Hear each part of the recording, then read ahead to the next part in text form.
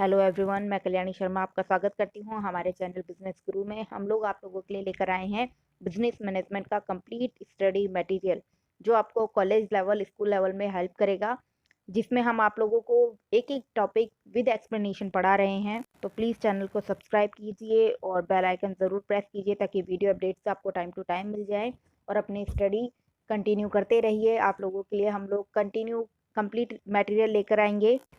अभी हम लोग आप लोगों के लिए लेकर आए हैं 12th आरबीएससी की कंप्लीट स्टडी मटेरियल, जिसमें आपको एक एक टॉपिक कंप्लीट एक्सप्लेनेशन के साथ आपको समझाया जा रहा है। आपकी कंप्लीट बुक आपको इसमें कवर करवाई जा रही है। तो प्लीज़ चैनल पे बने रहिए, वीडियोस देखते रहिए, लाइक कीजिए, शेयर कीजिए और चैनल सब्सक्राइब ज़रूर कीजिए। तो हम लोग बीएम का 4th चैप्टर अभिप्रेरणा यानी कि मोटिवेशन कर रहे थे। मोटिवेशन में हम लोगों ने उसका अर्थ, उसका परिचय जान लिया, विशेषता जान ली, महत्व जान लिया, यहाँ तक कि हमने अभिप्रेरणा की तकनीकें भी कर ली। अब हम आते हैं अभिप्रेरणा की विचारधारा पर, यानी कि ये कौन कौन सी विचारधारा है जिससे अभिप्रेरित होकर हम किसी से कार्य करवाते हैं। तो अभिप्रेरणा की विचारधारा को विभिन्न प्रबंध विचारकों, मनोवैज्ञानिक, समाजशास्त्रियों ने अभिप्रेरण से संबंधित विभिन्न विचारधाराएं प्रतिपादित की हैं। इन विचारकों में मोस्ट हैं Abraham H Maslow, Herzberg, McGregor Ouchi, Urwick, Mary Parker Follett, Rensis, Likert, Vroom, Harold, J Leavitt आदि। इन सभी ने अलग अलग स्तर पर अलग अलग धारणाएं या अलग अलग विचारधाराएं दी हैं, लेकिन आपके कोर्स में पूरी नहीं है। आपके कोर्स में मास्लो, हसबर्ग, मैकग्रेगर, ओची इनकी इंपॉर्टेंट है, तो आपको इन्हीं का ही डीप अध्ययन करवाया जाएगा। तो सबसे पहले लेते हैं मास्लो की आवश्यकता अनुक्रम की विचारधारा। इस अभिप्रेरणा की विचारधारा का प्रतिपादन मनोवैज्ञानिक अब्राहम एच मास्लो द्वारा सन 1943 में किया गया था। इस विचारधारा की मान्यता मनुष्य की आवश्यकताएं पर आधारित है, यानी कि मनुष्य की आवश्यकताएं ही हैं जो उसे अभिप्रेरित करती हैं, और ये आवश्यकताएं निरंतर चलती रहती हैं। ऐसा नहीं है कि अगर आपकी एक आवश्यकता पूरी हो गई है तो अब आप कार्य नहीं करोगे, फिर कोई ना कोई नई आवश्यकता उत्पन्न होती है। इस तरीके से उसकी आवश्यकताएं अनंत तक चलती हैं। तो मास्लो का मानना था कि यदि कोई फर्म अपने कर्मचारियों की आवश्यकताओं को समझ ले, ये जान ले कि किस कर्मचारी को किस प्रकार की आवश्यकताएं हैं, मूलभूत आवश्यकताएं खासकर, तो उन आवश्यकताओं की संतुष्टि करके वो उन्हें अत्यधिक कार्य करने के लिए अभिप्रेरित कर सकती है। मास्लो के मतानुसार यदि यह ज्ञात कर लिया जाए कि किस कर्मचारी की कौन सी आवश्यकता अधूरी है, तो उस अधूरी आवश्यकता को पूर्ण करके व्यक्ति को अभिप्रेरित किया जा सकता है। यह विचारधारा अभिप्रेरणा की सर्वश्रेष्ठ विचारधाराओं में से एक है। मास्लो के अनुसार प्रत्येक व्यक्ति में 5 आवश्यकताओं की क्रमबद्धता विद्यमान होती है। मास्लो का कहने का मत ये था कि यदि कर्मचारी की आवश्यकताएं संतुष्ट नहीं होंगी तो वो आपसे दूर जाने लगेगा, उस कार्य से दूर जाने लगेगा, किसी और फर्म की तरफ आकर्षित होने लगेगा, क्योंकि उसकी आवश्यकताएं पूरी नहीं हो रही है। लेकिन यदि आप उसकी आवश्यकताएं संतुष्ट कर देते हैं, मूलभूत आवश्यकताएं आप उसकी पूरी कर रहे हैं, तो फिर उसको कहीं और जाने की जरूरत है नहीं। तो वो जहां पर ये है वहीं पे ही अपना कार्य पूरी लगन के साथ करेगा। मास्लो ने प्रमुख 5 आवश्यकताएं बताई हैं, सब जो नीचे से ऊपर की ओर बढ़ती हैं, जिनमें शारीरिक आवश्यकता, सुरक्षात्मक आवश्यकता, सामाजिक आवश्यकताएं, अहंकारी आवश्यकताएं और फिर आती है आत्म विकास की आवश्यकताएं। अहंकारी और आत्म विकास की आवश्यकताएं इनकी उत्पत्ति तभी होती है जब ये निम्न स्तरीय आवश्यकताएं या मूलभूत आवश्यकताएं पूरी हो जाती हैं, उसके बाद में उसमें इन आवश्यकताओं की उत्पत्ति होने लगती है। तो सबसे पहले लेते हैं शारीरिक आवश्यकताएं। शारीरिक आवश्यकताएं मनुष्य की प्राथमिक आवश्यकताएं होती हैं। मनुष्य के जीवन अस्तित्व को बनाए रखने हेतु शारीरिक आवश्यकताओं की पूर्ति आवश्यक होती है। यह आवश्यकताएं सर्वाधिक आवश्यक, प्रभावशाली, शक्तिशाली मानी जाती हैं, जिनकी पूर्ति मनुष्य हर स्थिति में करना चाहता है। ये वो आवश्यकताएं हैं जिन पर निर्भर करता है मनुष्य का शरीर की पूरी कार्य प्रणाली, जिन्हें हम कह सकते हैं बेसिक जरूरतें, जो सबकी होती हैं, और इन्हीं से ही अभिप्रेरित होकर मनुष्य हर प्रकार का कार्य करता है, चाहे वो अच्छा हो या बुरा हो, गलत हो या सही हो। तो ये मूलभूत आवश्यकताएं रोटी, कपड़ा और मकान होती हैं, जिसके संबंध में मास्लो ने लिखा है कि जो व्यक्ति बहुत भूखा है उसकी भोजन के अलावा किसी और में रुचि नहीं होगी, यानी कि उसको सिर्फ उस टाइम में खाना ही चाहिए। वह भोजन के ही स्वप्न देखेगा, भोजन को ही याद करेगा, भोजन के ही बारे में सोचेगा, भोजन के बारे में ही उसके भाव उत्पन्न होंगे। जैसा कि फास्ट वगैरह के टाइम पे या बहुत टाइम भूखे रहने के बाद आपके साथ होता है, कोई भी चीज़ होती है, वो कोई भी विचार आप कर रहे होते हो, किसी और काम को कर रहे होते हो, लेकिन वो जाके खाने पर जुड़ जाता है। आपका ध्यान बार-बार में खाने की तरफ जाता है। तो ऐसे में वो भोजन की कल्पना करता है और वह भोजन ही चाहता है, तो उसकी इस आवश्यकता को संतुष्ट करके हम उसमें नई आवश्यकता उत्पन्न करेंगे। जब तक में उसमें ये आवश्यकता है, तब तक में वो कोई और चीज़ नहीं चाहेगा। वो सिर्फ़ ये चाहेगा कि मुझे 2 रोटी के टुकड़े मिल जाएँ, मैं खा लूँ, मैं संतुष्ट हूँ। तो इसके लिए वो कोई भी कार्य करेगा। तो आप पहले उसके भोजन की व्यवस्था करो, यानी कि उसके खाने-पीने की, कर्मचारियों के खाने-पीने की व्यवस्था होने के बाद में वो रहने की व्यवस्था, यानी कि मकान के बारे में सोचेंगे, कपड़ों के बारे में सोचेंगे। इस तरीके से उनकी आवश्यकता निरंतर बढ़ती रहेंगी, जिसके लिए वो और अधिक कार्य करने लगेंगे। अब आती हैं सुरक्षात्मक आवश्यकताएँ। सुरक्षात्मक आवश्यकताएँ सुरक्षा से संबंधित हैं, ये मनुष्य के भय, उसकी आकांक्षाओं से संबंधित होती हैं। ये जब मनुष्य के अंदर किसी भी चीज़ को खोने का डर होगा या असुरक्षा महसूस होगी, तब ये उत्पन्न होंगी। लेकिन ये आवश्यकताएँ तब तक उत्पन्न नहीं होती है, जब तक में मनुष्य की शारीरिक आवश्यकताएँ, या जिनको हम बोले मूलभूत आवश्यकताएँ, रोटी, कपड़ा, मकान, ये पूरी नहीं हो जाती। जब तक रोटी, कपड़ा, मकान, ये शारीरिक आवश्यकता मनुष्य के अंदर विद्यमान है, तब तक में वो हर कार्य सही, गलत सब कुछ करना चाहेगा। वो इस चीज़ के लिए चिंतित नहीं रहेगा कि इसका इफ़ेक्ट क्या पड़ेगा, या मैं क्या काम कर रहा हूँ वो सही है या गलत, नहीं। उसको अपनी ये ज़रूरत है, उसको रोटी चाहिए तो चाहिए, अब वो कैसे भी मिले उसको। वो भूख बर्दाश्त नहीं कर सकता वो। इसीलिए इन शारीरिक आवश्यकताओं को ज़्यादा प्रभावी बताया है। तो जब ये आवश्यकताएँ संतुष्ट हो जाती हैं, उसकी रोटी, कपड़ा, मकान, इनकी पूर्ण व्यवस्था है, उसके बाद में आती है उसकी सुरक्षात्मक आवश्यकताएँ, जो उसके भय से उत्पन्न होगी हैं, यानी कि वो चीज़ें जो उसने बामुश्किल अर्जित की हैं, बहुत मुश्किल से इकट्ठी की हैं, अब वो उन्हें खोना तो बिल्कुल नहीं चाहता। तो ऐसे में सुरक्षात्मक आवश्यकताएँ उत्पन्न हो जाती हैं। ये सुरक्षात्मक आवश्यकताएँ शारीरिक आवश्यकताओं की पूर्ति के बाद उत्पन्न होती हैं। जब व्यक्ति की भावी शारीरिक या मानसिक संकट का भय उत्पन्न होता है, तो वह अपने भविष्य को सुरक्षित करना चाहता है। भविष्य के आर्थिक, शारीरिक, मानसिक संकटों के प्रति सुरक्षा के लिए आश्वस्त होना ही इन आवश्यकताओं की उत्पत्ति का मुख्य कारण है। यानी उसने जो कुछ भी अर्जित किया है, या जो कुछ भी उसने बामुश्किल पाया है, और जो कुछ भी उसके पास है, अब वो उसे खोना नहीं चाहता, इसलिए उसको उन चीज़ों के प्रति सुरक्षा चाहिए। उसने जैसे-तैसे अपने परिवार को इकट्ठा करके उनके लिए सब कुछ अर्जित किया है, तब भी वो ये चिंता रखता है कि भई मेरे बाद में मेरे परिवार का क्या होगा? या कभी कोई अनहोनी होगी, तो मेरी ये संपत्ति नष्ट हो गई तो क्या होगा? तब मैं क्या करूँगा? तो ये क्या करूँगा या क्या होगा? यही डर होता है, जिसके कारण वो अपनी सुरक्षा चाहता है। इसके लिए ही ये बीमा, पेंशन, आय के विभिन्न साधन, भविष्य निधि, इन सब को सम्मिलित इन आवश्यकताओं में किया जाता है। ये सब चीज़ें देकर हम कर्मचारी को अभिप्रेरित कर सकते हैं। हम कर्मचारी को, कई आपने फर्में देखी हैं, वो अपने कर्मचारियों के लिए प्रोविडेंट फंड अलॉट करवाती हैं, जिसमें वो कर्मचारी की सैलरी में से थोड़ा-सा पैसा काट कर उस फंड में जमा करती हैं, और अपनी तरफ से, यानी फर्म की तरफ से भी कुछ पैसा जमा करवाया जाता है, ताकि जब कर्मचारी रिटायर्ड हो तो उसे वो धन दुगना होकर प्राप्त हो, जो उसके बुढ़ापे में सहारा बने। तो जब ये सुविधा उनको उपलब्ध होती है, तो कर्मचारी अपने बुढ़ापे के लिए निश्चिंत हो जाता है। वो ये देखता है कि रिटायरमेंट के बाद भी मेरे पास इतना तो होगा कि मैं अपना बुढ़ापा आसानी से काट सकूँगा, तो यहाँ पे उसकी ये आवश्यकता संतुष्ट होती है। ये वो सुरक्षा है जिसके लिए मनुष्य चिंतित रहता है कि जब तक मैं काम कर रहा हूँ, तब तक तो मैं खा रहा हूँ। लेकिन जब मैं बूढ़ा हो जाऊँगा, काम करने के लायक नहीं रहूँगा, तब क्या होगा? तो ये सुविधाएँ उसको तभी उपलब्ध होती हैं। इसके अलावा बीमा, बीमा हमें क्या सुरक्षा देता है? जीवन बीमा, हमारे बाद में हमारे परिवार वालों का क्या होगा? इसके लिए मनुष्य अभी से वर्तमान में ही बीमा करवा लेता है, ताकि यदि कोई अनहोनी हो जाए, वो जीवित ना रहे, तो उसके पीछे उसके परिवार को कुछ समय के लिए सबलता प्राप्त हो जाए, और यदि वो हो और उसके साथ कोई दुर्घटना हो जाए, लेकिन वो जीवित है, तो उसको भी कुछ सहायता प्राप्त हो। तो ये आर्थिक सुरक्षा, मानसिक सुरक्षा भी प्रदान करती है। मास्लो की तीसरी आवश्यकता अनुक्रम की विचारधारा है सामाजिक या स्नेह या अपनत्व की विचारधारा। जब मनुष्य अपनी शारीरिक आवश्यकताओं और अपनी सुरक्षात्मक आवश्यकताओं से संतुष्ट हो जाता है, तो अब वो समाज में अपने आप की एक पहचान चाहता है। वो चाहता है कि लोग मुझे समझें, लोग मेरी बात सुनें, लोग मेरी बात को मानें, इम्पोर्टेंस दें। तो यहाँ पे वो अपनत्व चाहता है, लोगों से अपनापन चाहता है, लोगों से मेल-मिलाप चाहता है, समाज में अपनी पहचान बनाना चाहता है, अपनी इज़्ज़त चाहता है। चूँकि मानव एक सामाजिक प्राणी है, सामाजिक होने के कारण वह समाज में अपना मान-सम्मान, पद, प्रतिष्ठा प्राप्त करना चाहता है।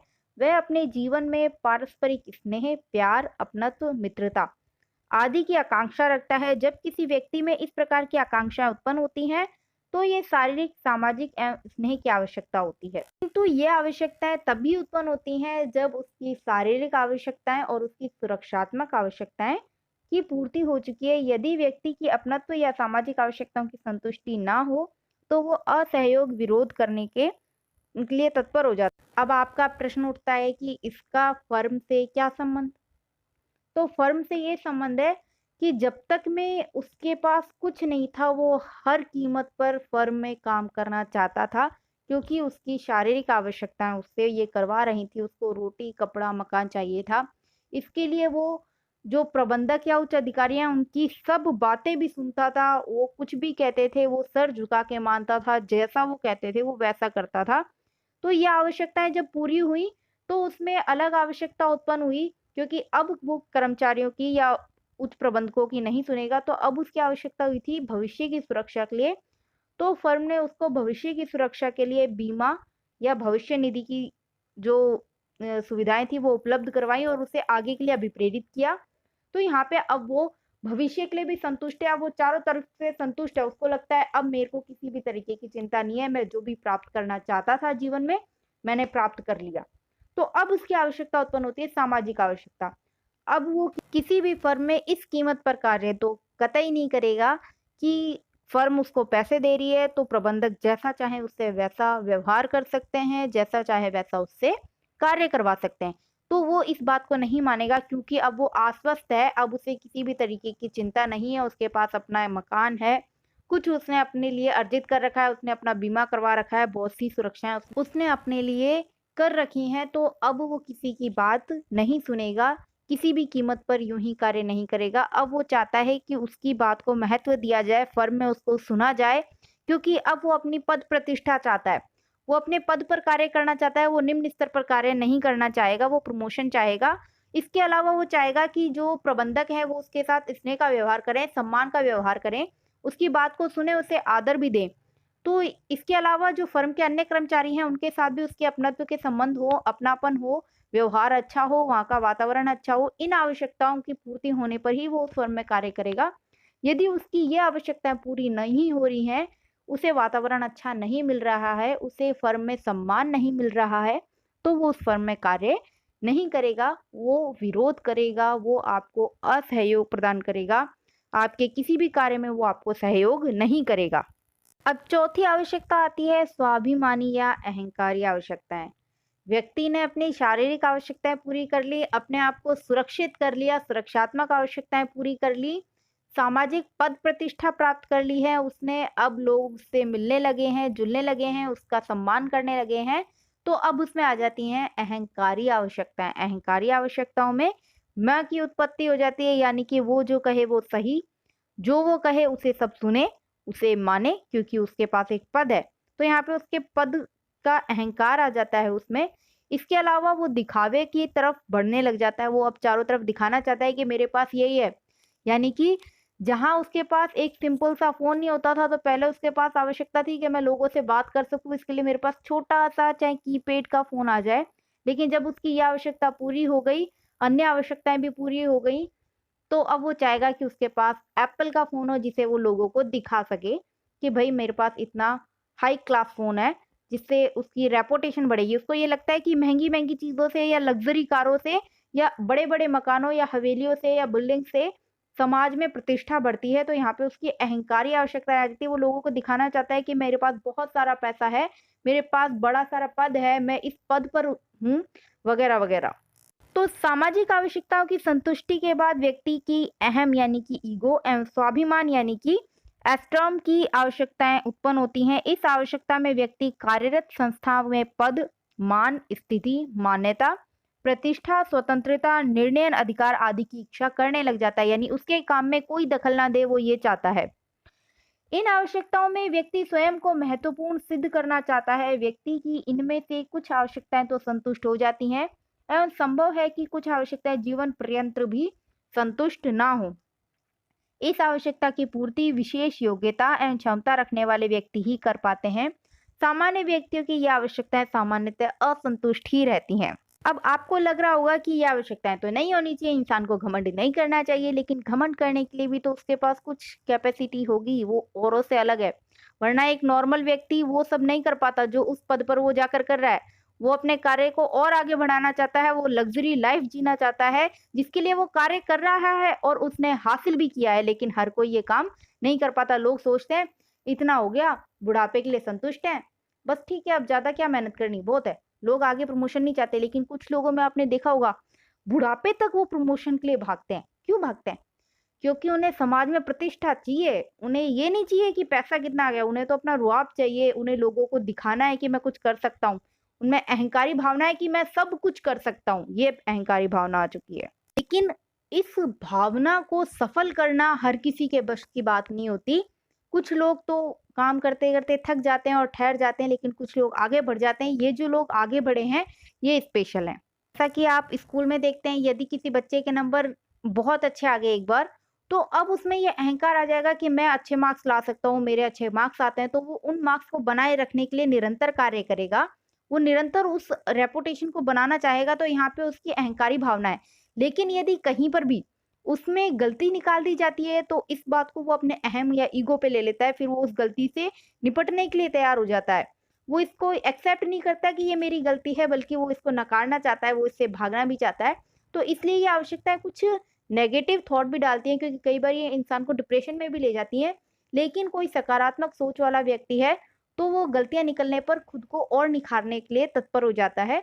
तो इसलिए अहंकारी आवश्यकताओं के सकारात्मक और नकारात्मक प्रभाव भी पड़ते हैं। अब अंतिम आवश्यकता आती है, या अंतिम चरण या उच्च चरण है, जिसे बोलते हैं आत्म-विकास की आवश्यकताएँ। ये आत्म-विकास की आवश्यकताएँ, ये सभी आवश्यकताएँ पूरी होने के बाद, यानी जब इंसान की अहंकारी आवश्यकताएँ भी पूरी हो गई हैं, वो जो चाहता था उसने वो अर्जित कर लिया है, तब उसमें ये आत्मविश्वास आ जाता है कि मैं जो सोचता हूँ वो मैं कर सकता हूँ, या वो मैं मेरे अलावा और कोई नहीं कर सकता। इस तरीके की कई उसमें आत्मविकास, ओवर कॉन्फिडेंस भी आ जाता है और कई बार कॉन्फिडेंट भी हो जाता है। तो इन आवश्यकताओं में इंसान जो भी कार्य करना चाहता है, उसके लिए पूरे कॉन्फिडेंट होकर वो कार्य करता है, क्योंकि यहाँ पे उसको किसी भी तरीके का भय नहीं है। उसका एक्सपीरियंस भी काफ़ी लंबा हो चुका है, उसने बहुत लंबी लाइफ जी है, उसने बहुत कुछ अर्जित किया है। तो यहाँ पे उसमें ये अचीवमेंट का जोश आ जाता है कि मैं जो चाहूँगा वो मैं कर लूँगा, उसके लिए कैसे करना है, वो भी निर्णय वो खुद लेता है। तो आइए देखते हैं, इसमें देखते हैं मास्लो के मतानुसार आवश्यकताओं की क्रमबद्धता का ये अंतिम चरण है। आत्म-विकास की आवश्यकता का तात्पर्य व्यक्ति की उस आवश्यकता से है जिसमें एक व्यक्ति वह बनना चाहता है जो वह बन सकता है। यानी यानी उसके लिए उसमें क्षमता और योग्यता है, अर्थात वो कार्य कर सकता है। मानव में आत्म-विकास की आवश्यकता उसके भीतर की सृजनशीलता, क्षमता और योग्यताओं के कारण पैदा होती है, और ये योग्यताएँ उसके पिछले अनुभव से उत्पन्न हुई हैं। जो आवश्यकताएँ वो पूर्ति करते आया है, किस तरीके से उसने इन आवश्यकताओं को संतुष्ट किया है, उसके आधार पर उसमें योग्यताओं का निर्माण होता है। जब व्यक्ति अपने भीतर छिपी हुई शक्तियों को जागृत करके वह सब कुछ बनना चाहता है, से जो वह बन सकता है की भावना से उत्प्रेरित हो जाता है, तो यह आवश्यकता मनुष्य को कार्य करने के लिए अभिप्रेरित करती है। अहंकारी आवश्यकताओं में तो मनुष्य को ये लगता है कि वो सब कुछ कर सकता है। वो एक ही काम के साथ-साथ अन्य काम भी उसको लगता है कि वो परफेक्शन के साथ कर लेगा। वो बैडमिंटन भी अच्छा खेल सकता है, वो फर्म भी एक अच्छी चला सकता है, वो म्यूज़िक भी अच्छा बजा सकता है, वो क्रिकेट भी अच्छा खेल सकता है, और बहुत कुछ वो सभी काम कर सकता है। ये उसकी अहंकारी भावना होती है। लेकिन इन आवश्यकताओं में से कुछ आवश्यकताएँ संतुष्ट होने के बाद में उसको अंतिम चरण में ये समझ में आने लग जाता है कि उसे वही बनना चाहिए जो वो बन सकता है, तो ये आत्म-विकास की आवश्यकता कहलाएगी। यदि वो इस बात को नहीं समझ पा रहा है, तो इसका मतलब अभी उसमें अहंकारी आवश्यकताएँ व्याप्त हैं। तो जब ये उसके अंदर ये भाव उत्पन्न हो जाता है कि उसको जो बनना चाहिए, अर्थात एक संगीतकार को एक संगीतकार ही बनना चाहिए, पेंटर को पेंट ही करना चाहिए, कवि को कविता ही लिखनी चाहिए। इसके अलावा अगर वो कुछ और करेगा, तो वो काम बिगड़ेगा, इसलिए उसे वही करना चाहिए जिसके लिए वो योग्य है, या जिसको करने की उसमें क्षमताएँ हैं। यदि वह अंतोगत्वा प्रसन्न होना चाहता है, जो भी, यानी कि वो अंदर से अगर खुश होना चाहता है, तो वो वही करे जो वो अच्छा कर सकता है। अच्छा करेगा तो उसको ज़्यादा लाभ होगा।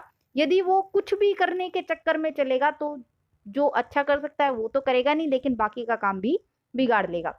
तो जो भी एक मनुष्य बन सकता है उसे वही बनना चाहिए। इस आवश्यकता को ही हम बोलते हैं आत्मविकास की आवश्यकता। यहाँ पे वो खुद को अंदर से विकसित कर रहा है, खुद की आत्मा यानी मस्तिष्क को सुदृढ़ कर रहा है।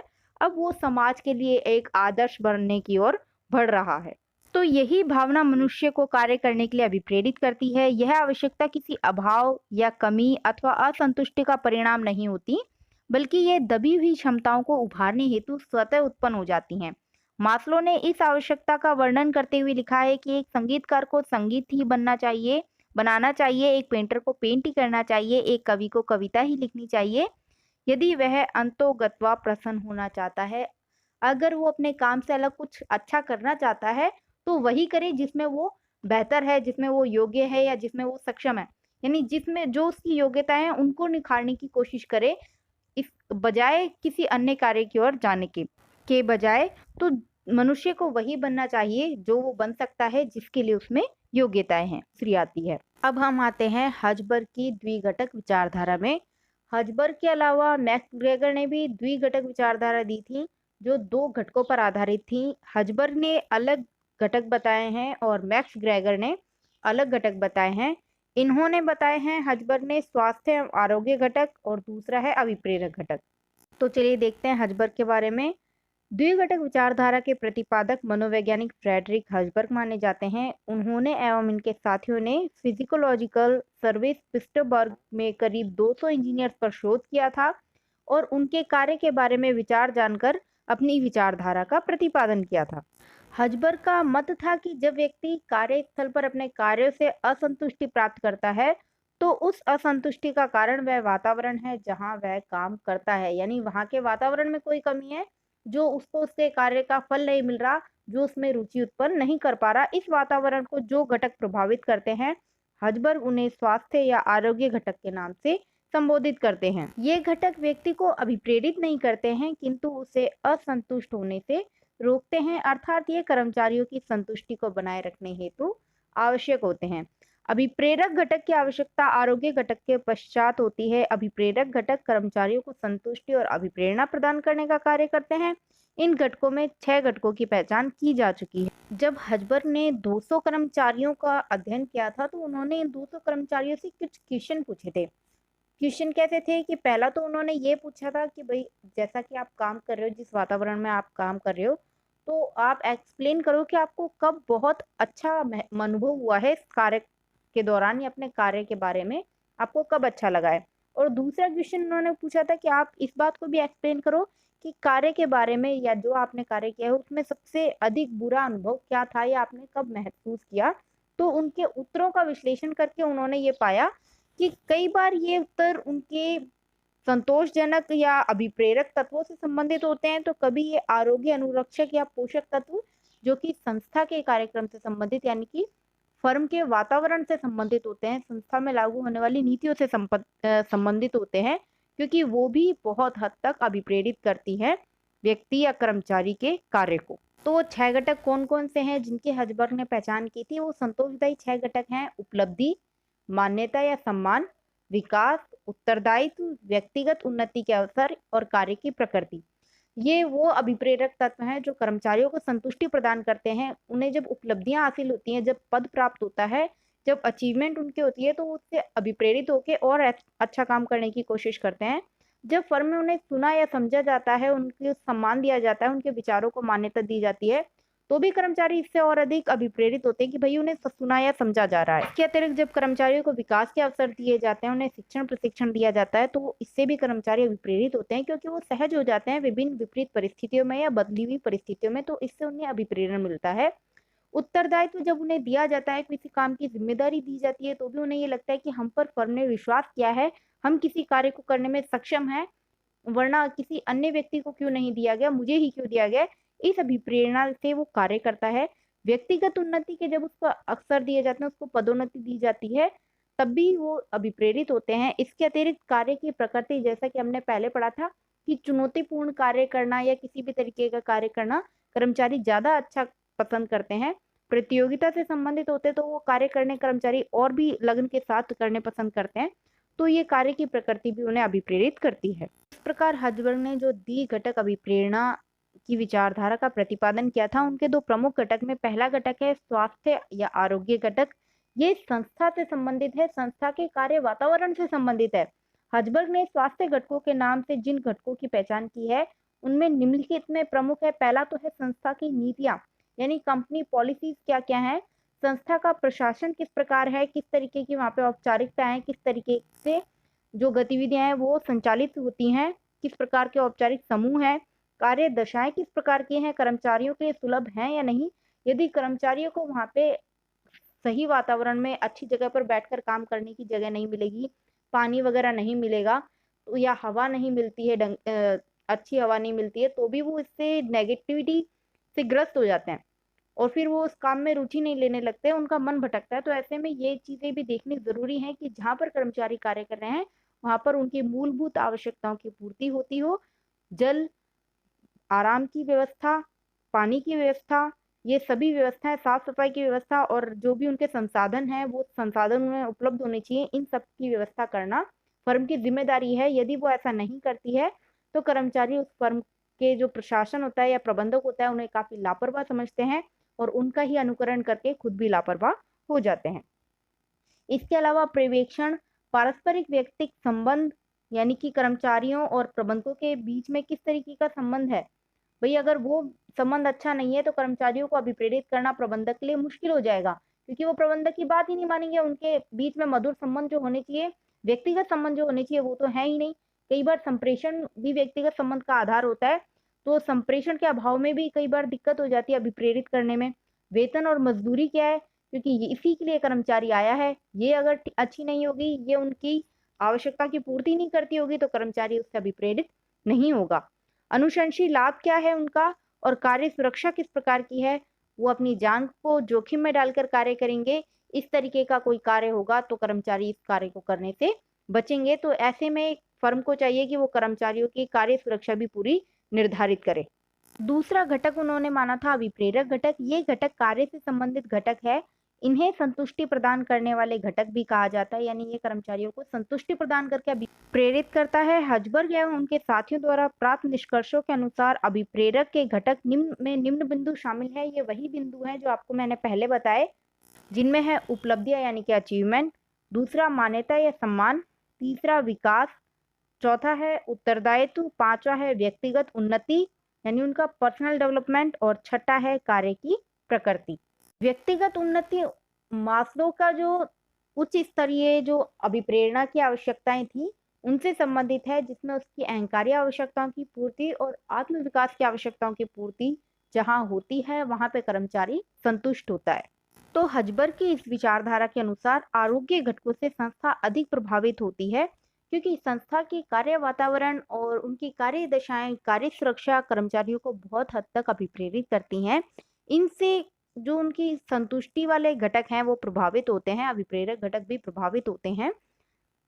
इनसे संगठन में अच्छा वातावरण निर्माण किया जा सकता है एवं व्यक्ति की योग्यता को प्रभावित किया जा सकता है। यह घटक कर्मचारी की कार्यक्षमता को बनाए रखते हैं, अतः इन्हें अनुरक्षण तत्व भी कहा जा सकता है। हजबर्ग ने बताया है कि अभिप्रेरक तत्वों से ही व्यक्ति को अभिप्रेरित किया जा सकता है, स्वास्थ्य तत्वों से नहीं। कहने का तात्पर्य ये है कि ये तत्व भी बहुत हद तक अभिप्रेरित करते हैं, लेकिन ये उतने प्रभावी नहीं होते जितने कि हमारे अभिप्रेरक तत्व प्रभावित होते हैं, क्योंकि ये उन्हें अपने रुचि के अनुसार कार्य करने के लिए अग्रसर करते हैं। जब उन्हें यह अभिप्रेरक तत्व की संतुष्टि प्रदान हो जाती है तो किसी भी तरीके का वातावरण हो कर्मचारी उसमें कार्य कर लेगा, वो कम वेतन में भी कार्य कर लेगा। तो ये यहाँ पे उसकी अप्रभावितता दिखा रहा है कि वो कम वेतन में भी कार्य कर लेगा यदि कर्मचारी को उसकी फर्म में सम्मान मिलता है, मान्यता मिलती है। तो इस तरीके से ये तत्व एक दूसरे से निर्भर भी करते हैं, लेकिन प्रभावितता अभिप्रेरक तत्वों की ज्यादा मानी गई। आते हैं मैकग्रेगर पर। तो अब आते हैं मैकग्रेगर पर। मैकग्रेगर ने भी अभिप्रेरणा के दो घटक बताए थे, एक था सकारात्मक, दूसरा था नकारात्मक, जो दोनों ही एक दूसरे के विपरीत थे। तो उन्होंने जो इस विचारधारा का प्रतिपादन किया था उसको नाम दिया था मैकग्रेगर की एक्स एवं वाई विचारधारा। ये दो अलग अलग विपरीत विचारधाराएं थी। अभिप्रेरण की एक्स एवं वाई विचारधारा का प्रतिपादन लेखक एवं मनोवैज्ञानिक डगलस मैकग्रेगर ने अपनी पुस्तक ह्यूमन साइड ऑफ एंटरप्राइजेज में किया था। मैकग्रेगर ने इस विचारधारा में मानव अभिवृत्तियों एवं व्यवहार के संबंध में परस्पर दो विरोधी विचारधाराएं प्रस्तुत की थी जो एक दूसरे से बिल्कुल विपरीत हैं। उन्होंने कार्यशील व्यक्तियों की कार्य के प्रति उनकी धारणा के आधार पर एक्स और वाई के समूह के रूप में उनका वर्गीकरण किया था। यानी इन्होंने ये जो धाराएं प्रतिपादित की हैं या ये जो विचारधाराएं प्रतिपादित की हैं, ये उन्होंने देखा था कि कर्मचारियों की कार्य में रुचि कितनी है, वो कितने कार्य के प्रति संलग्न है, कितने वो उसके लिए एक्टिव हैं, किस तरीके से वो पहल करते हैं। इसके आधार पर उन्होंने एक्स और वाई विचारधारा का प्रतिपादन किया। किस तरीके से उनकी प्रबंधकों के प्रति व्यवहार है या क्या विचारधारा कर्मचारियों की अपने प्रबंधक के प्रति है, उसके आधार पर इन विचारधाराओं का प्रतिपादन किया गया था। इसमें ऋणात्मक मान्यताओं वाली विचारधारा को उन्होंने एक्स नाम दिया और सकारात्मक मान्यता वाली विचारधारा को उन्होंने वाई नाम से संबोधित किया। मैकग्रेगर के अनुसार इन मान्यताओं के आधार पर कर्मचारियों की प्रवृत्ति का अध्ययन करके उन्हें अभिप्रेरित किया जा सकता है। यानी हम कर्मचारी की मनोविज्ञान को यदि समझ लेते हैं, यदि हम ये समझ लेते हैं कि उसकी क्या क्षमता है, वो किस तरीके से रुचिपूर्ण है, उसका पर्यवेक्षण यदि हम कर लेते हैं, तो हम उसी के अकॉर्डिंग ही कर्मचारी को अभिप्रेरित कर सकेंगे। मैंने आपको पहले भी बताया था कि कई बार परिस्थितियां ऐसी होती हैं कि दंड का भी प्रयोग करना पड़ता है क्योंकि कर्मचारी अपनी गलतियों को सुधारना नहीं चाहता है। तो ऐसी परिस्थितियों में कठोरता भी अभिप्रेरक तत्वों में आती है, जैसे कि आपका डर एक नकारात्मक अभिप्रेरक तत्व है। आप फेल होने के डर से पढ़ते हो, तो ये एक नकारात्मक डर के प्रभाव से तो आप पढ़ रहे हो। कई बार टीचर आपके साथ रूड होता है या कई बार वो आपको डराता है, तो वो किस लिए कराता है, ताकि उसके डर के कारण आप पढ़ो। तो ये नकारात्मक अभिप्रेरक तत्व कहलाता है। लेकिन कई बार टीचर का आपको शाबाशी देना भी आपके लिए अभिप्रेरक तत्व है, ये सकारात्मक है। लेकिन टीचर ऐसा कब करेगा, जब आप अपने कार्य के प्रति संलग्नता दिखाएंगे, रुचि दिखाएंगे। लेकिन यदि आप रुचि नहीं दिखा रहे हो, तो ऐसी परिस्थितियों में किसी भी तरीके की आप उसे अच्छी सैलरी दे दो, कर्मचारियों को अच्छी सैलरी दे दो, किसी भी तरीके की उपलब्धियां दे दो, वो कार्य नहीं करेगा। तो ऐसे में नकारात्मक विचारधारा यानी कि एक्स विचारधारा को अपनाना पड़ता है। तो सबसे पहले लेते हैं एक्स विचारधारा। एक्स, आपको अगर कभी कंफ्यूजन होती है तो आप इसी से याद कर लो कि एक्स यानी कि क्रॉस, क्रॉस यानी कि मना करना, यानी कि नकारात्मक पहल। तो इससे आपको याद आ जाएगा कि एक्स विचारधारा नकारात्मक विचारधारा है। तो एक्स विचारधारा कर्मचारियों के प्रति नकारात्मक एवं निराशाजनक दृष्टिकोण रखती है। यह विचारधारा परंपरागत अवधारणा पर आधारित होने के कारण मनुष्य को नियंत्रित रखने पर बल देती है। इस विचारधारा की प्रमुख मान्यताएं कर्मचारी समूह के संबंध में निम्न प्रकार से हैं। देखा होगा या सुना होगा कि पहले पुराने टाइम में कर्मचारी को किस प्रकार से जबरदस्ती कार्य करवाया जाता था, उनके साथ किस तरीके से दंड का व्यवहार किया जाता था। तो ये जो विचारधारा है ये उसी से आधारित है, उसी पर ही आधारित है। कई बार फर्म को ये अपनाना पड़ता है क्योंकि कर्मचारी अनियंत्रित होते हैं, मनमानी करते हैं और किसी भी चीज से लालच में आकर वो कार्य करने के लिए राजी होते ही नहीं है, बल्कि विरोध करते हैं। तो देखते हैं कि एक्स विचारधारा की मान्यताएं कर्मचारी समूह के प्रति किस प्रकार की हैं। इसमें एक औसत कर्मचारी स्वभावतः आलसी होता है एवं वह कम से कम काम करना चाहता है, अर्थात ये कार्य को बोझ समझते हैं एवं इनसे बचना चाहते हैं। तो जो ऐसा व्यक्ति होगा वो ये कहेगा कि मेरे को 2 रोटियां पेट भरने के लिए मिल रही है, मेरे पास घर है, अच्छे कपड़े हैं, मुझे और कुछ नहीं चाहिए, मैं इतना ही काम करूंगा। तो अब ऐसे व्यक्ति से कार्य करवाने के लिए आप कुछ और अभिप्रेरक तत्व तो दे नहीं सकते। वो कहेगा कि पद का मैं क्या करूंगा, मेरे लिए तो इतना भी काफी है। तो ऐसे व्यक्तियों को कार्य करवाने के लिए दंड का प्रयोग कई बार करना पड़ता है या नकारात्मक विचारधाराओं का प्रयोग करना पड़ता है। चूंकि इस प्रकार के कर्मचारी अपने उत्तरदायित्वों से दूर रहना पसंद करते हैं, ये परिवर्तनों का विरोध करते हैं एवं परंपरागत विधियों से ही कार्य करना पसंद करते हैं। ये चेंजेस चाहते ही नहीं, ये ट्रेनिंग में जाना ही नहीं चाहते, ये विरोध करने लग जाएंगे, हड़ताल कर देंगे, तालाबंदी कर देंगे। तो ऐसे कर्मचारियों को प्रशिक्षण जैसी सुविधाएं भी किसी काम की नहीं रहती। ये सामान्यतः महत्वाकांक्षी नहीं होते हैं, यानी इनमें कुछ भी ज्यादा अचीव करने की कोई इच्छा होती ही नहीं है। जब इनकी कोई इच्छा ही नहीं है, ये कुछ ज्यादा बड़ा बनना ही नहीं चाहते हैं, तो आप इन्हें लालच क्या दोगे। लग्जरी लाइफ ये चाहते ही नहीं है। वरना एक जो उच्च स्तरीय प्रबंधक है या जो आज इस पद को अचीव कर चुका है, वो महत्वाकांक्षी है क्योंकि वो बहुत कुछ चाहता है, वो पद चाहता है, वो सम्मान चाहता है, वो लग्जरी लाइफ चाहता है। लेकिन इनमें तो किसी भी तरीके का लालच नहीं है। तो अब इनको क्या करोगे, इनके लिए दंड का प्रयोग करना पड़ता है। एक्स विचारधारा के अंतर्गत आने वाले कर्मचारी आत्म केंद्रित या स्वार्थी होते हैं एवं संस्था में इनका बहुत कम लगाव होता है। ये संस्था के प्रति समर्पित नहीं होते हैं। इन्हें संस्था की ख्याति अचीवमेंट से किसी भी तरीके का लगाव नहीं होता। ये तो सिर्फ वेतन के लिए कार्य कर रहे हैं। इनसे कार्य करवाने के लिए या तो दंड का प्रयोग या फिर भय, जॉब से निकाले जाने का या बोनस या सैलरी काटने का, इस तरीके से या प्रताड़ना का सहारा लेना पड़ता है। ये कर्मचारी आर्थिक एवं वित्तीय लाभों के लिए ही कार्य करते हैं। इनको तो बस इनकी तनख्वाह मिल रही है, इतना इनके लिए काफी है। अब आती है वाई विचारधारा। वाई विचारधारा यस यानी कि सकारात्मकता को प्रदर्शित कर रहा है। तो इससे आपको याद रह जाएगा कि वाई सकारात्मक विचारधारा है। ये विचारधारा कर्मचारियों के अपने कार्य के प्रति सकारात्मक रवैये से प्रभावित होती है। वो किस तरीके से, किस लग्न से कार्य करते हैं, फर्म के प्रति उनके किस प्रकार के भाव हैं, अपने प्रबंधक की नीतियों के प्रति उनके क्या भाव हैं, ये विचारधारा उससे प्रभावित है। तो देखिए, वाई विचारधारा एक्स विचारधारा के बिल्कुल विपरीत है। ये मानवीय संसाधनों के प्रति सकारात्मक रवैये को प्रस्तुत करती है। यह कार्य वातावरण में सकारात्मक एवं उत्तरदायित्वपूर्ण भूमिकाओं को आधार बनाती है।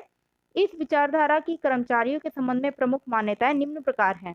तो इस विचारधारा के अनुसार कर्मचारी कार्य को स्वाभाविक और सहज क्रिया मानते हैं। ये नवीन विधियों एवं परिवर्तनों का स्वागत करते हैं और उसे अपनाना चाहते हैं, बल्कि प्रशिक्षण वगैरह जो दिया जाता है उसमें खुद पहल करते हैं। ये महत्वाकांक्षी होते हैं और उत्तरदायित्व को स्वीकार करना चाहते हैं। इनमें महत्वाकांक्षा की भावना होती है। ये पद चाहते हैं, ये सम्मान चाहते हैं, ये लग्जरी लाइफ चाहते हैं। उसको अचीव करने के लिए ये पूरी लगन से और मेहनत करते हैं और अधिक कार्य करते हैं। ये कर्मचारी कल्पनाशील और सृजनशील होते हैं, जिससे ये प्रबंधकीय अवसरों या प्रबंधकीय सहभागिता में पूर्ण योगदान देते हैं। बल्कि ये पहल करते हैं, जब भी इनसे विचार विमर्श किया जाता है ये अपने विचार भी रखते हैं, नई चीज़ों को ये एक्सेप्ट करते हैं। इन कर्मचारियों को बाहर से अभिप्रेरित करने की आवश्यकता नहीं होती, क्योंकि इनकी महत्वाकांक्षा इनके लिए अभिप्रेरणा है। तो ये स्वयं प्रेरित एवं स्वयं नियंत्रित रहते हैं। ये ऐसा कोई कार्य नहीं करना चाहते जिससे इनके अचीवमेंट या इनका पद या इनके सम्मान को कोई ठेस पहुंचे या कोई नुकसान पहुंचे। तो इसलिए ये स्वयं नियंत्रित रहते हैं और स्वयं प्रेरित होते हैं। ये कर्मचारी अपनी क्षमता और योग्यता का अधिकतम सदुपयोग करना चाहते हैं। ये केवल आधारभूत आवश्यकताओं की पूर्ति हेतु काम नहीं करते। ये खाली रोटी कपड़े मकान के लिए कार्य नहीं कर रहे, अपितु स्वाभिमान एवं आत्मविश्वास हेतु भी काम करते हैं। तो इस प्रकार से इन्होंने दो विचारधाराएं एक दूसरे के विपरीत प्रदान की, जिसमें एक्स विचारधारा में बाहर से अभिप्रेरणा देनी पड़ती है, लेकिन वाई विचारधारा स्वयं कर्मचारी को अभिप्रेरित करती है, जो उसकी आंतरिक इच्छा है उससे संबंधित होती है। मैक्स ग्रेगर की एक्स एवं वाई विचारधारा सबसे ज़्यादा पूछे जाने वाला प्रश्न है, तो इस पर अपना पूरा ध्यान दो और अपने नोट्स कंटिन्यू बनाते चलो। विलियम ओची की जेड विचारधारा। तो देखते हैं क्या है विलियम ओची की जेड विचारधारा। अभिप्रेरण की इस विचारधारा का प्रतिपादन करा था अमेरिकन प्रबंधशास्त्री प्रोफेसर विलियम जी ओची ने। उन्होंने इसका कंप्लीट वर्णन अपनी एक बुक में लिखा था। उस बुक का नाम था theory Z, how American business can meet the Japanese challenge. इस पुस्तक का प्रकाशन हुआ था 1981 में। प्रोफेसर ओची ने अमेरिका और जापान की कई बड़ी बड़ी कंपनियों का अध्ययन किया था, वहाँ की प्रबंध व्यवस्था का अध्ययन किया था और उसके आधार पर निष्कर्ष निकाले थे, कई शोध भी प्रस्तुत किए थे, जिसके आधार पर उन्होंने इन सब का संकलन एक पुस्तक में किया और उस पुस्तक का नाम रखा था उन्होंने जेड विचारधारा यानी थ्योरी ऑफ जेड। ये थ्योरी ऑफ जेड जापानी और अमेरिका प्रबंध के तुलनात्मक अध्ययन पर आधारित है, जिसमें उन्होंने दोनों कंपनियों का यानी दोनों देशों की अलग अलग बड़ी बड़ी कंपनियों की प्रबंध व्यवस्था का अध्ययन किया था। इसमें जापानी तथा अमेरिकी कंपनियों की अच्छाइयों को शामिल किया गया। प्रोफेसर ओची ने मूल रूप से इस विचारधारा में जापानी प्रबंध की उन विशेषताओं को उजागर किया जिसकी वजह से यह अमेरिका के प्रबंध से श्रेष्ठ माना जाता है। इन कंपनियों में प्रमुखतः थी IBM थी, या फिर हॉलेट पैकवर्ड थी, इंटेल थी, P&G, इस तरीके से कई बड़ी बड़ी कंपनियां थी जिनकी रिसर्चेस के आधार पर थ्योरी ऑफ जेड का प्रतिपादन किया गया, जिसमें देखा गया कि किस तरीके से जापानीज कंपनियों की प्रबंध व्यवस्था अमेरिकन कंपनियों की से ज़्यादा बेस्ट होती है, इसीलिए वहाँ के कर्मचारियों में संतुष्टि देखी जाती है। प्रोफेसर ओची का मत था कि जापानी प्रबंध का मूल आधार है वहाँ के अपने कर्मचारियों के प्रति विश्वास, उनके प्रति मर्मज्ञता और उनके प्रति आत्मीयता का व्यवहार। यही तीनों तत्व वहाँ उन कर्मचारियों के लिए अभिप्रेरक घटक थे, वहाँ की प्रबंध व्यवस्था के अभिप्रेरक घटक थे, जिसके जरिए वो अपने कर्मचारियों को अपनी फर्म से ज़्यादा जोड़ रहे थे या जोड़ने में सक्षम थे। तो आइए देखते हैं कि क्या थी जेड विचारधारा की विशेषताएं। तो जेड विचारधारा की सबसे पहली विशेषता है आजीवन रोजगार योजना, जिसमें जब कर्मचारियों को ये संतुष्टि प्राप्त होती है कि उनका रोजगार सुरक्षित है, आजीवन वो संतुष्ट है रोजगार की तरफ से, तो वो कंपनी के प्रति अपनी निष्ठा दिखाते हैं, अन्यथा उनका ध्यान अपने भविष्य के लिए चिंता में रहता है। तो प्रोफेसर ओची के मुताबिक कर्मचारियों को जीवन पर्यंत रोजगार दिया जाना चाहिए।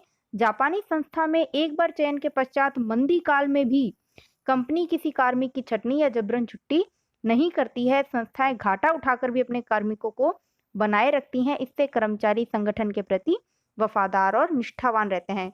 यानी जब अगर उन्हें ये सुरक्षा नहीं प्राप्त होगी कि भाई भविष्य में उनका रोजगार है या नहीं, या वो कब तक सुरक्षित है, या कब तक में उनका ये रोजगार है, कब तक वो कंपनी में टिके हुए हैं, कहीं कंपनी निकाल तो नहीं देगी मनमाने तरीके से, कभी भी उनको निकाल तो नहीं दिया जाएगा, बेरोजगारी का उन्हें सामना अचानक से करना पड़ जाए तो क्या। तो इस तरीके की चिंताओं से जब कर्मचारी मुक्त हो जाता है, भविष्य के लिए वो मुक्त, भविष्य की चिंताओं से जब वो मुक्त हो जाता है, तो वो अपना संपूर्ण ध्यान कंपनी द्वारा दिए गए उत्तरदायित्वों पर लगाता है। अगली विशेषता है जापानीज कंपनी की मंद गति से मूल्यांकन एवं पदोन्नति। इसमें कर्मचारियों का वो जो पर्यवेक्षण करते हैं या उनके काम का मूल्यांकन करते हैं, वो 1-2 साल में नहीं करते। उनका मानना था कि 1-2 साल में आप किसी भी व्यक्ति या कर्मचारी को समझ नहीं सकते हो, उसकी क्षमताओं का आकलन 1-2 साल में संभव नहीं होगा। तभी होगा जब विपरीत परिस्थितियां उत्पन्न होंगी। तो ऐसी परिस्थितियों को उत्पन्न होने में कई बार 10 वर्ष लग जाते हैं। तो उनका जो ये काल था मूल्यांकन का, वो लगभग 10 वर्ष का होता था। तो इस विचारधारा में ओची ने अपने निष्कर्षों में बताया था कि जापानी प्रबंधक ये मानते हैं कि उत्पादकता किसी एक व्यक्ति की देन नहीं होकर सामूहिक प्रयासों का परिणाम होती है। अतः किसी भी व्यक्ति को व्यक्तिगत उपलब्धि के आधार पर पदोन्नत न करके इस आधार पर पदोन्नत किया जाना चाहिए कि वे कार्य समूह को किस प्रकार से अभिप्रेरित कर रहा है, अर्थात वो अपनी मैनेजमेंट टीम, अपनी फर्म के साथ किस तरीके का व्यवहार कर रहा है, या किस तरीके से उसका अपने समूह के संगठन के प्रति जो अपनी निष्ठा है वो किस तरीके की, उसकी विशेषता, उसके कार्यों के, उसके उत्तरदायित्वों और अपने समूह या संगठन के प्रति किस तरीके की है, इस आधार पर उसका मूल्यांकन किया जाना चाहिए, ना कि इस आधार पर कि वो किस प्रकार का कार्य कर सकता है, उसकी व्यक्तिगत क्षमता क्या है। व्यक्तिगत क्षमता के आधार पर यह देखना चाहिए कि वो समूह के साथ कितना एडजस्ट हो सकता है और समूह से कितना बेहतर कार्य करवा सकता है, नेतृत्व क्षमता उसकी कितनी है, कितना वो समूह के साथ, औपचारिक समूह के साथ एडजस्ट हो सकता है और आदेशों और निर्देशों का किस प्रकार से पालन करता है या करवाता है। प्रोफेसर ओची ने यह भी उल्लेख किया था कि जो पदोन्नति का क्रम होता है वो लंबवत के बजाय समानांतर होना चाहिए। उनका मानना था कि जो जापानी प्रबंधक होते हैं वो सामान्यतः किसी भी व्यक्ति को रोजगार से इतनी जल्दी नहीं हटाते हैं। उनकी मान्यता ये रहती है जापानी प्रबंधकों की कि हम किसी भी व्यक्ति को 1-2 साल में नहीं समझ सकते, हमें टाइम लगेगा। किसी भी व्यक्ति की जो मुख्य विशेषताएं होती हैं वो विपरीत परिस्थितियों में ही सामने आती हैं, और ये जरूरी नहीं है कि किसी कर्मचारी के लगते ही 1-2 साल में ही उसने विपरीत परिस्थितियों में अपनी प्रभावशीलता या सक्षमता प्रदर्शित कर दी है। तो इसके लिए कई बार टाइम लग जाता है और ये टाइम दीर्घकालिक होता है, जो लगभग 10 वर्ष के आसपास का माना जाता है।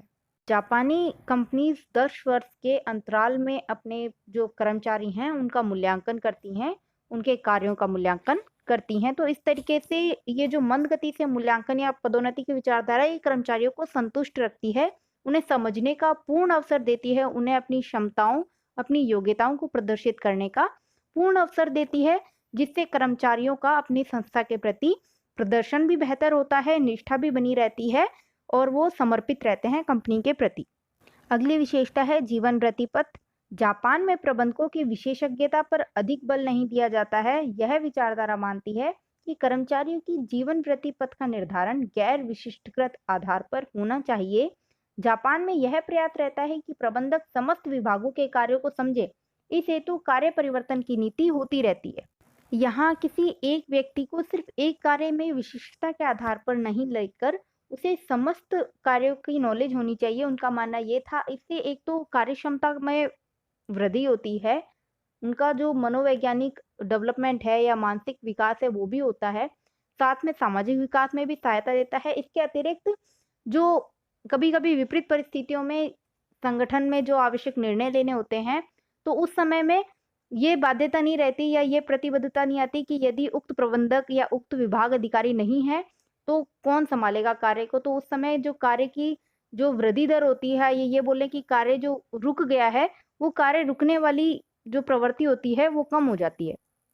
यानी कार्य सतत रूप से निरंतर चलता रहता है विभिन्न परिस्थितियों में भी, क्योंकि वहाँ पे जो प्रबंधक है वो सभी कार्यों में विशिष्ट हैं, किसी एक कार्य में विशिष्टता के आधार पर उनका नियुक्तिकरण नहीं किया जाता। जिसके लिए कर्मचारियों को विकसित करने के लिए वहाँ पर कार्य परिवर्तन की नीति अपनाई जाती है। कर्मचारियों को कार्यों में परिवर्तित कर करके अलग-अलग कार्य दिए जाते हैं। इससे एक तो उनकी कार्य में रुचि भी बनी रहती है, प्लस उनका बौद्धिक विकास भी होता है। जेड विचारधारा की अगली विशेषता है मानवीयता पर बल। इस विचारधारा के अनुसार प्रबंधकों को कर्मचारियों पर पूर्ण ध्यान देना चाहिए। उन्हें अपने कर्मचारियों का ध्यान केवल कार्यस्थल तक ही सीमित नहीं रखना चाहिए, बल्कि प्रबंधकों को कर्मचारियों के साथ-साथ उसके परिवार, उसकी रुचियों, उसकी महत्वाकांक्षाओं का भी ध्यान रखना चाहिए एवं कर्मचारियों के साथ सदैव मानवीयतापूर्ण व्यवहार करना चाहिए। कई बार आपने देखा होगा, कई बार फर्म में इतना ज़्यादा वर्क स्ट्रेस रहता है कर्मचारियों को कि वे अपनी फैमिली को टाइम नहीं दे पाते हैं।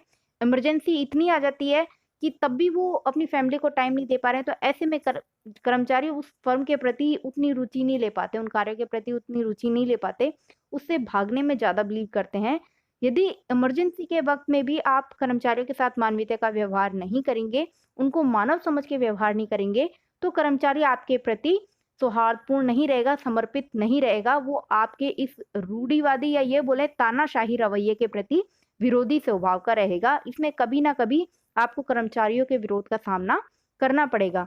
कई बार कर्मचारियों को इतना भी समय नहीं मिलता, यदि वो बीमार हो गए, कई फर्मों में देखा गया है कि कर्मचारी बीमारी के कारण छुट्टी लेता है तो उनको निकाल दिया जाता है। तो यहाँ पे ये मानवीयता का व्यवहार नहीं है, क्योंकि मानव एक शरीर से संबंधित है, उसमें ये सब जटिलताएँ आएँगी। मानव समाज से संबंधित है, मानव का संबंध उसके परिवार से भी है, तो वहाँ पे उसको इन कई विपरीत परिस्थितियों का सामना करना पड़ता है। तो फर्म को ये भी देखना चाहिए कि वो अपने कर्मचारियों की जो निजी ज़िंदगी है, उसके परिवार हैं, उसकी रुचियाँ हैं, उसकी महत्वाकांक्षाएँ हैं, उन उनकी उनका दहन ना हो, उनका शोषण ना हो, उन्हें भी पूरा टाइम मिले। ये ना हो कि वो इतना बाध्य हो जाए कि फिर वो कंपनी से भागने की सोचे या कंपनी का विद्रोह करने की सोचे। इसके अतिरिक्त उसे इस प्रकार का कार्य देना चाहिए जिस प्रकार का करने में वो खुद को योग्य समझता है, या जो उसकी योग्यता है, जो उसकी क्षमता है, जिसमें उसकी रुचि है। यदि आप उसे वो कार्य देते हो, तो वो पूरी लगन से करेगा। लेकिन यदि आप उसको उसकी इच्छा अनुसार कार्य नहीं देते हो, या ऐसा कार्य जिसमें उसकी कोई रुचि नहीं है, वो कार्य प्रदान करते हो, तो स्वाभाविक है कि वो उस कार्य में उतनी रुचि नहीं लेगा। इसके अतिरिक्त कई व्यक्तियों की महत्वाकांक्षाएँ बहुत बड़ी-बड़ी होती हैं। वो अपने आप को बहुत रेपुटेड पद पर चाहता है, एक लग्ज़री लाइफ़ जीना चाहता है। इस तरीके से महत्वाकांक्षाएँ सबकी अलग-अलग होती हैं।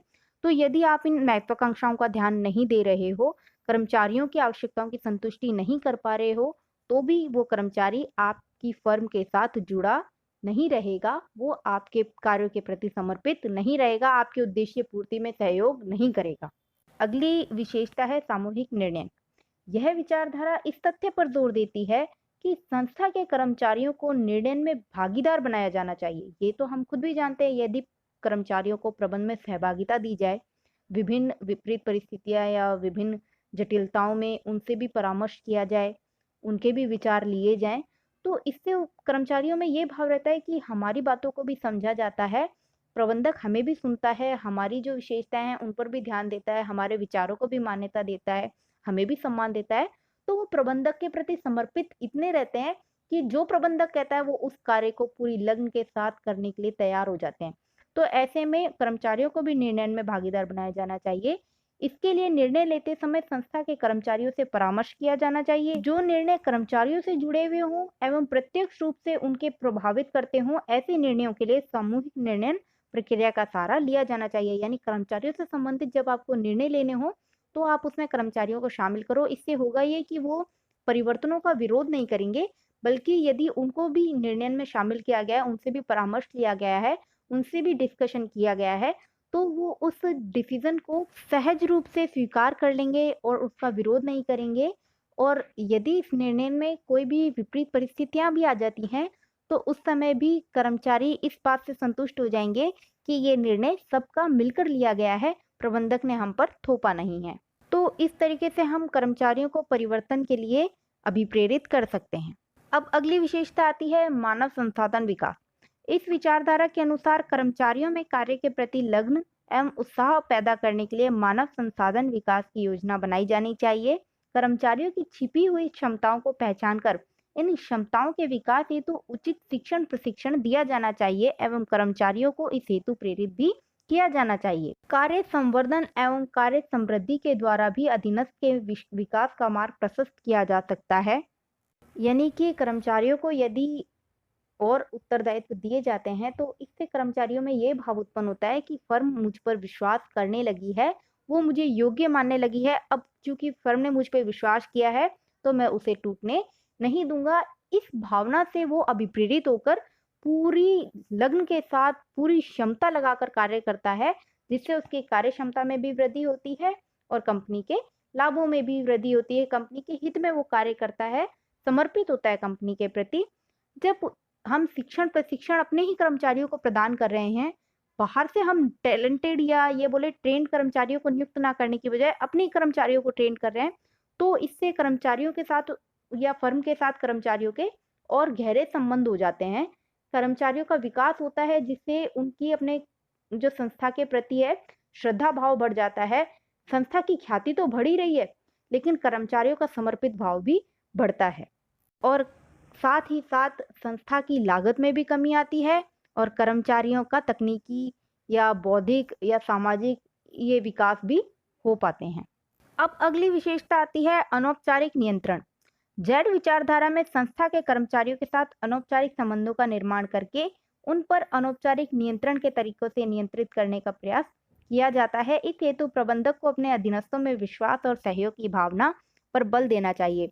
यानी आप ये सोच रहे हो कि आप एक प्रबंधक हो, आप एक उच्च अधिकारी हो, आप एक मालिक हो, तो कर्मचारी आपके वर्कर होने के नाते या सेवक होने के नाते या नौकर होने के नाते आपकी हर बात, हर ऑर्डर, हर आदेश का पालन करेंगे, विरोध नहीं करेंगे, तो ये आप गलत समझते हो। वो आपकी हर बात को मानेंगे, ये भी आप गलत समझते हो। आपके कहे अनुसार काम करेंगे, आपकी इच्छा अनुसार कार्य करेंगे, ये भी आप गलत समझते हो। इसके लिए तो आपको अधीनस्थों से अनौपचारिक संबंधों का निर्माण करना पड़ेगा। अनौपचारिक संबंध पद को मानते नहीं है, वो व्यक्ति को व्यक्ति मानकर व्यक्ति जैसा व्यवहार करते हैं। मैत्रीपूर्ण व्यवहार रखा जाता है इसमें। जब प्रबंधक का अधीनस्थों के साथ मैत्रीपूर्ण व्यवहार रहता है, जब उनके बीच मैत्रीपूर्ण संबंध रहते हैं, तो अधीनस्थ जो होते हैं वो आंख मूंद के अपने प्रबंधक के इशारों पर चलते हैं, निर्देशों का पालन करते हैं, उसके हितों के लिए स्वयं कार्य करते हैं। लेकिन ये तभी होगा जब उसके अपने कर्मचारियों के साथ संबंध अच्छे होंगे। और इस प्रकार के संबंधों का निर्माण तब होता है जब प्रबंधक व्यक्तिगत संपर्क कर्मचारियों से स्थापित करता है, उनकी समस्याओं को सुनता है, उनका निवारण करता है, उन्हें निर्देशित करता है, उनका नेतृत्व करता है। तो कर्मचारी अपने आप जो प्रबंधक है उसके साथ मैत्रीपूर्ण संबंध बना लेते हैं। तो इस प्रकार हमने अभिप्रेरणा की जो विचारधाराएं देखी हैं वो सिर्फ एक भाग है। इसके अलावा भी कई विद्वानों ने अलग अलग विचारधाराएं दी हैं, लेकिन वो आपके सिलेबस से संबंधित नहीं है, इसलिए इसमें शामिल नहीं की गई हैं। इसके साथ ही अपना अभिप्रेरणा का टॉपिक कंप्लीट हो गया। तो आज का टॉपिक अपना यहीं पे कंप्लीट होता है। अगली वीडियो में हम लोग आगे की स्टडी कंटिन्यू रखेंगे। तो चैनल पे बने रहिए, वीडियो लाइक कीजिए, शेयर कीजिए और चैनल सब्सक्राइब ज़रूर करते जाइएगा। बेल आइकन ज़रूर प्रेस कर लेना ताकि आपको वीडियो अपडेट्स मिल जाएँ। और कोई भी क्वेश्चन अगर आपको आपके माइंड में लगता है या कोई डाउट लगता है तो वो आप कमेंट बॉक्स में पूछ सकते हैं, आपको डेफिनेटली आंसर किया जाएगा।